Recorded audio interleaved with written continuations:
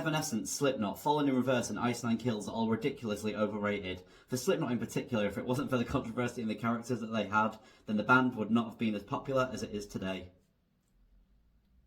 Welcome to part 2.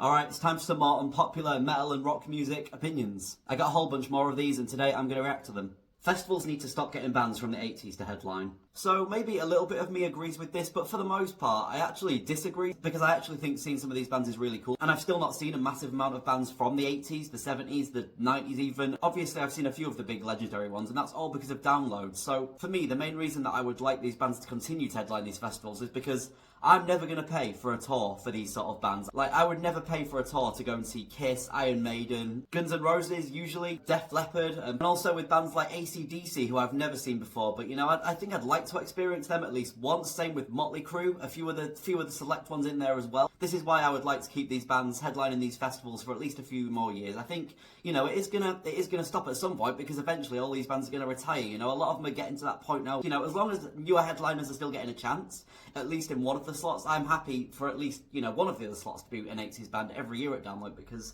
that's what it's about. That's what's keeping the loyal people that, you know, have been going for the last 20 years happy. How when we all get hyped at a Europe tour, but there's actually fuck all in the UK, or one singular date on the tour, and it's always been London. For me, it's when a band announces a UK tour, and the only dates in there are Cardiff, Glasgow, Manchester, London. Birmingham, maybe. None of these places are anywhere near where I live. London is the closest one, and obviously the one that I go to the most, but it does annoy me. Like, where I live, I know how it is. There's no big arena, there's no big venue for big bands to play, but we do have a venue for a lot of these smaller bands that announce UK tours. I understand that it's really expensive, and there's a lot to sort out, there's a lot of things, and for a lot of these bands it's probably not possible, and that's why they only go to these main points in the UK, because they know that's where the most people are drawn to, that's where the biggest venues are, you know, got all the capitals in there. You know, it is kind of annoying, but at the same time I can see why it happens. Just because a band is your favourite doesn't mean they're headliner worthy. The amount of people I see saying, insert band name here, that don't even sell out O2 Academies, only play to 1,000 people max, deserve to headline Download, it's baffling. Yeah, I certainly agree with this one. There are some crazy expectations sometimes. Like, obviously I'm a massive fan of modern music, modern bands. Right now I think there are quite a few bands out there that in the next 10 years, maybe they'll be up there by then. There is a lot of like really close bands to headline and Download in the next few years, I think. Just a few examples: Bullet for My Valentine, Korn, Trivium, Enter Shikari, Architects. I think these bands especially have a strong chance of getting up there. And then bands like Sleep Token, Spirit Box, Bad Omens. Now, I've seen people saying these bands are ready to headline Download, and I don't think that they've earned that just yet. They are massive, they're massive with the younger generation, and I hate to say it, but that might not be the case in a few years. This might just be a passing thing. I don't think these bands are ready to headline a festival yet. A smaller festival, yeah, maybe even like a Slam Dunk level festival, I can see it happening for these bands. Download, they've just not been around long enough for me to see that happening. Second stage, obviously, yeah, I just don't think they're ready for the top yet. I really dislike Metallica. Sorry to hear that. I grew up on Metallica. I've had them around me most of my life. I'm never going to know all of their songs. I'm never going to listen to all of their songs. But yeah, obviously there's going to be a lot of people out there that don't like Metallica at all. Bring Me the Horizon sold out and got crappy. Right, I was actually hoping for a comment like this. Any chance to talk about the mains? So obviously, hard disagree with this one. And I can only assume that you're one of those people who love their older stuff and not their newer stuff at all. You know, a lot of people have that opinion. They only like the older stuff. They don't like any of this pop rock, alt rock, modern sort of style thing that they've gone for. And honestly, you know what? To anyone who is still saying, bring me a sellouts, bring me got crappy, I'm just gonna say, just give them a chance. Give their newer stuff a chance. Listen to That's the Spirit. Listen to Ammo. Listen to Post-Human Survival Horror, listen to Next Gen when we finally get it. There are so many bangers on these albums for all metal fans. Kingslayer, Teardrops, Happy Song, Throne even. It's hard for me to even believe people don't like these songs, these albums. If your opinion of a band selling out is them moving away from heavy metal and deathcore and now filling out arenas, if that's your version of selling out, then fair enough. I see it as just progression and success, and a hell of a lot of success. Guys, I'm just going to pause this video for 1 second to say, please, if you're watching this right now, you've made it to this point, please hit the like button. I've realised that I need to start pushing this a bit more. I need to start, you know, encouraging the engagement. I need to start helping myself. I know it's a hard thing to do. I know a lot of people don't click the like button. I know a lot of people just forget, can't be bothered. I really do appreciate it, and I can't stress enough how much this helps my engagement, how much this, you know, this helps my algorithm, this helps my videos get seen by more people, and it just gives my videos a little push in the right direction. Evanescence, Slipnot, Fallen in Reverse and Ice Nine Kills are all ridiculously overrated. For Slipnot in particular, if it wasn't for the controversy and the characters that they had, the band would not have been as popular as it is today. So this is quite a diverse group of bands to put into one sort of opinion together, so I'll just go over them really quickly. I'd say Evanescence are not overrated, they're pretty much legendary in rock.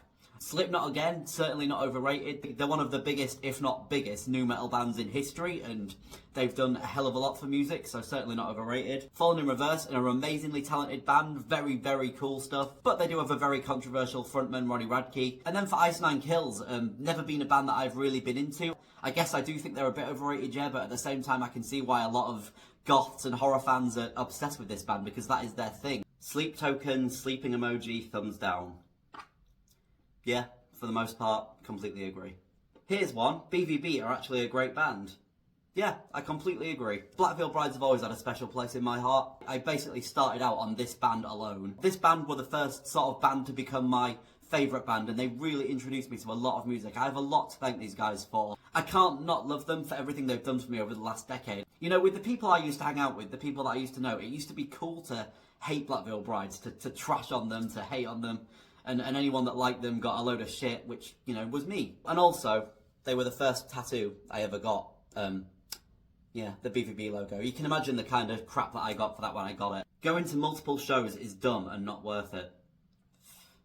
Alright, so this is something that I've been noticing a lot, especially in the last couple of years. Mainly because a lot of people I know, online and offline, if a band is touring that they love, they will go to multiple shows. I'm sort of mixed on the whole thing, and a lot of that comes down to money and time. Like, when I do see people doing this, I always assume and I always wonder, firstly, how are you affording to do this? Hotels, trains, buses, transport, and the concert alone must come to over 100 each time. Things aren't cheap. How are you affording this? How do you have time off work from this? How are you still paying for adult stuff? How are you still paying bills? How are you managing to follow a band around the whole UK and go to nearly all of their shows and do that successfully without completely screwing yourself over for money? Obviously, I know that everyone's situation is different, but yeah, money things aside, I do think this is pointless, really. I think it sort of ruins the whole excitement, the whole hype. If you know exactly what to expect, you're just seeing the same set list be played every single night, you're having the same experience. I do think it's pointless. The most I would do on a tour, if I could do it, is two, because I understand you go to one concert and then you've got the concert blues afterwards where you really want to be at that show again, and if you got the chance you'll go to the second one as well.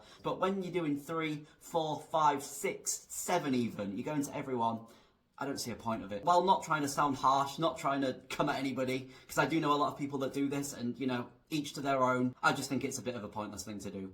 Deftones are whiny dad rock. Korn will always be the kings of nu metal. I'm really not a big Deftones fan. I don't know that much about Deftones, so I don't think dad rock is the right sort of phrase for this band. And as for Korn being the kings of nu metal, yeah, absolutely. I think they've definitely earned that title. You know, they were one of the first, maybe they were the first band to come out of nu metal. You know, along with Slipknot, Linkin Park, they are the best bands in nu metal. Skindred need to stop playing every download festival. Yes. Alright, I'm going to do one more. Sleep Token are overhyped, Lorna Shore are overhyped, Spirit Box are overhyped, Architects are overhyped, Bad Omens are overhyped, Throne are obnoxiously overhyped. Yes, sort of, absolutely not, they're amazing, absolutely not, they're one of the best bands out there right now, completely, massively, absolutely not, these are one of the absolute best bands in metal right now.